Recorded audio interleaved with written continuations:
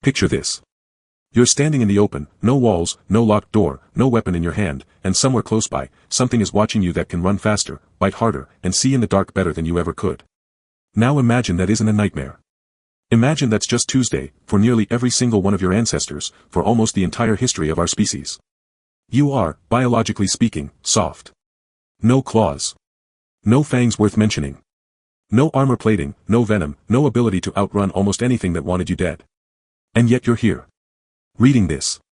Which means somewhere back down your family line, an unbroken chain of ancestors won, every single time, against animals built specifically to kill things like them. So how did that soft, slow, unarmed animal survive? The first clue comes from the fossils themselves, and it's more disturbing than you'd expect. In 1924, a small skull was discovered in South Africa, belonging to a young hominin now known as the Tong child. For decades, scientists debated what killed it. Then, in the 1990s, researcher Lee Berger identified something chilling in the skull, puncture marks matching the talons of a large eagle. Your ancestors weren't just occasionally preyed upon. They were, at times, literally carried off. That wasn't an isolated case. At a site called Swartkrans in South Africa, paleoanthropologist C.K. Brain studied thousands of bones from early hominins and found something even more direct, puncture wounds in a skull that matched almost perfectly with the spacing of a leopard's canine teeth. Brain's research suggested that for a stretch of early human history, leopards weren't just a threat, they may have been a leading cause of death. Your ancestors weren't at the top of the food chain. For a long time, they were on the menu. So what changed? What turned prey into the most dominant species this planet has ever produced?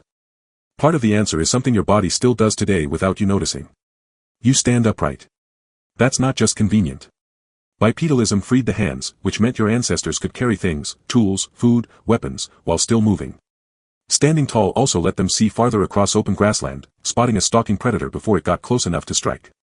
Every extra second of warning mattered, and standing upright bought entire additional seconds that four-legged prey animals simply didn't get.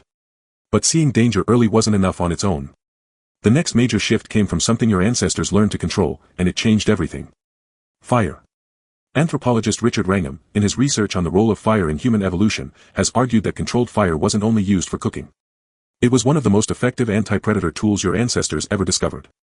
Almost no large predator, not lions, not hyenas, not saber-toothed cats, willingly approaches an open flame. A fire at the mouth of a cave, or ringed around a sleeping group, turned a vulnerable resting body into something nearly untouchable.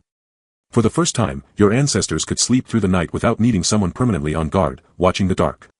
Then came the weapons, and the timeline is older than most people assume. In 1994, archaeologist Hartmut Thiem excavated a coal mine near Schöningen, Germany, and uncovered wooden spears, expertly balanced, aerodynamically shaped, dated to roughly 300,000 years old. These weren't sharpened sticks grabbed in a panic. They were engineered tools, designed by people who understood physics well enough to make a weapon that could be thrown accurately at a charging predator from a distance. Distance meant survival. Distance meant a spear could do what claws and teeth could not, keep the danger from ever reaching you at all. Here's the part that might surprise you most. The single biggest advantage your ancestors had wasn't a weapon, or fire, or even their brains working alone. It was each other. Researchers studying predation risk in early hominins have repeatedly pointed to group behavior as one of the strongest predictors of survival. A lone human, even an armed one, was still catchable.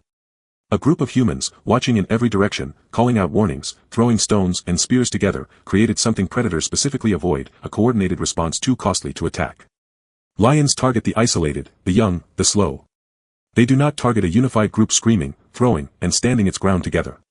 Your ancestors figured out, through trial and brutal error, that survival wasn't an individual skill. It was a group strategy, refined over hundreds of thousands of years. Put those pieces together, and the picture becomes clear. Standing tall to see the threat first. Fire to make the night unsafe for the predator instead of the human. Spears to kill from a distance instead of up close. And group cooperation to turn a slow, clawless animal into a coordinated unit no predator wanted to test twice. None of these advantages worked alone. A spear without a group to back you up still left you exposed. Fire without spears still left you undefended if something got past the flames. It was the combination, stacked generation after generation, that eventually flipped the entire relationship between your ancestors and the animals that used to hunt them. You don't think about any of this most days. You walk to your car in a dark parking lot without a second thought. You sleep with your window open. You don't scan the tree line before letting your kids play in the yard. That ease, that complete lack of vigilance, is not the default state of being human.